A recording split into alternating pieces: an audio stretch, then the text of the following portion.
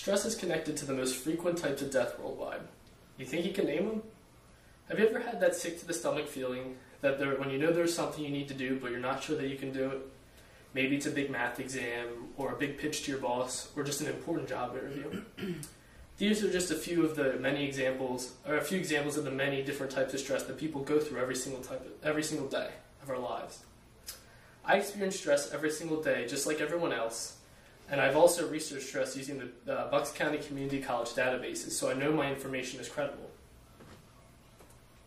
The main points I will talk about today is, first, I will discuss what stress is. Second, I will discuss the causes and effects of stress. And third, I will discuss ways to cope with stress.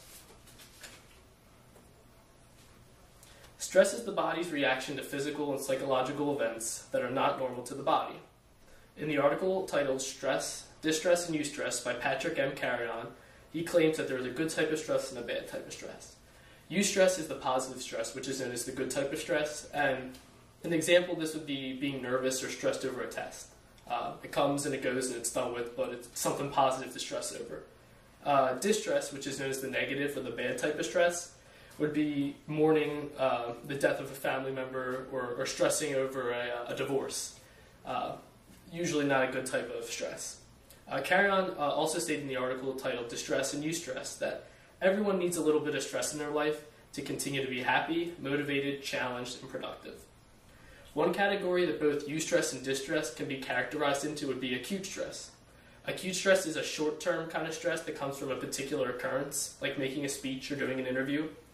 From the article titled "You Can't Escape Stress, but you can learn to manage it," from the Tulsa World newspaper, written by Anthony Komaroff, he states that following an acute stressor, the brain triggers a cascade of chemicals and stress hormones that speed the heart rate, quicken breathing, increase blood pressure, and boost the amount of energy supplied to the muscles.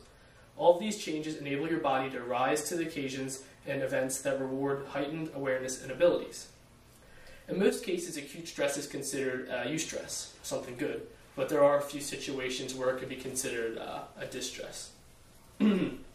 Another category that both eustress and distress can be characterized into would be chronic stress. Chronic stress is a long-term stress which is experienced from certain situations, and it can put a lot of strain on the body. That's why it's also considered a negative stress, because of the wear and tear that it does do to you. And your body reacts the same way with chronic stress as it does with acute stress. But it's that with chronic stress, since it's long-term, it's that constant reaction that your body is going through, which can cause a lot of physical and psychological harm. Now that I've discussed what stress is, I will now discuss the causes and effects of stress. There are many different causes and effects of stress.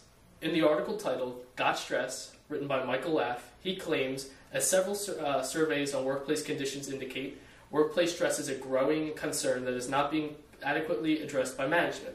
So workplace stress is one of the more prevalent causes of stress.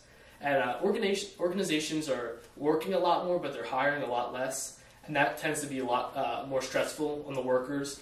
And the constant updating of technology and new things coming into play is another thing that can really stress out workers, especially if you've been with a company long enough and you're seeing all these changes happen. Also, fearing the loss of your job or maybe not getting that promotion that you want can also cause a lot of workplace stress. Stress in someone's personal life would probably be another huge thing up there with workplace stress. And in the article titled "Got Stress," it talks about how childcare and elder care are some of the lead causes of personal stress. And it can be tough trying to take care of your parents and your kids and go to work and cooking and cleaning, and all this can really take a big toll on someone's stress. Divorce as well as the loss of a loved one are both major causes of personal stress, and they can really take a toll on a person. And personal health is another huge personal stressor. And personal health could be anywhere from your body image, like your waistline, or even just, high blood pressure, high cholesterol, things like that you constantly stress over that you need to fix. Some of the effects of stress would be like chronic stress, and that breaks down the immune system, and it makes people more vulnerable to diseases and less able to fight serious medical issues. In an article titled "Stress" from Newsweek, written by Jerry Adler, Claudia Caleb, and Adam Rogers, they claim that stress it isn't a catch-all complaint. It's being linked to heart disease, immune deficiency, and even memory loss. Stress experienced early on in your life can be real detrimental later on. So they tell you as a kid to really just take it easy and try not to stress yourself out, because you can really end up hurting yourself later on in life, and it really does affect your health. Now that I've discussed what the causes and effects of stress are, I will now discuss some ways of coping with stress. There are many different ways of coping with stress. One way would be the self-help method. In the article titled "Coping with Stressful Situations" from the Daily News, Sri Lanka, it claims that exercise has been proven to be a beneficial effort on a person's mental and physical state. For many people, exercise is an extremely effective stress buster. Another self-help method for coping with stress is cutting down on your workload. So whether you're at work and you got to ask for a lighter workload, or you delegate more of your work to your partners or the people under you, or even at home, when you got extracurriculars and all kinds of stuff you take on, you should really try and cut down on that and reduce some of your stress. Eating healthier is another self-help coping method. And not only does eating healthier make you feel good, but it can help with your personal health and your body image, and not worrying about your waistline and stuff like that. According to Patricia Chisholm and David Thomas, meditation and controlled breathing are very good self-help methods, and they can really help reduce your stress, and they recommend them a lot. Things you should try to avoid when you're coping with stress: definitely drugs and alcohol. They're both they're used by a lot of people as crutches to help get past stress, and honestly, it really just leads to more problems, and it's two things you really need to avoid unless you want more issues later on. Avoid making yourself indispensable, because that can lead to more people relying on you, and the more people that rely on you, the harder it gets, because you can't do everything, so you shouldn't make yourself indispensable. And don't keep all of your stress to yourself. Find a family member or find a close friend that you can trust and talk to them, because the more you keep that bottled up, the more stressed you're going to get. Avoid overindulging in junk food as well, because everyone does it, but if you eat more junk food, you're going to feel worse, and it could also affect your waistline and stuff like that, and those are things that cause more stress, and you don't want to cause yourself more stress.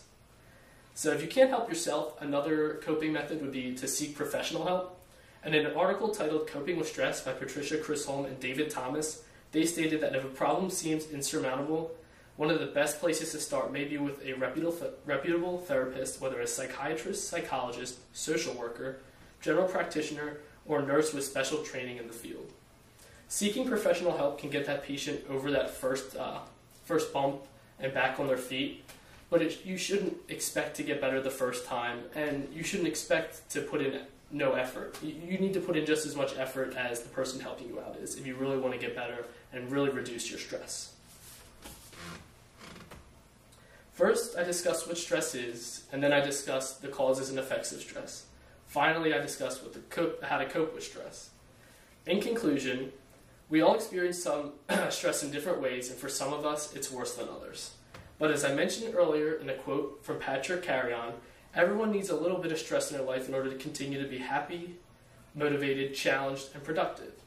So with a good balance of stress, we can really help move ourselves towards a healthier lifestyle.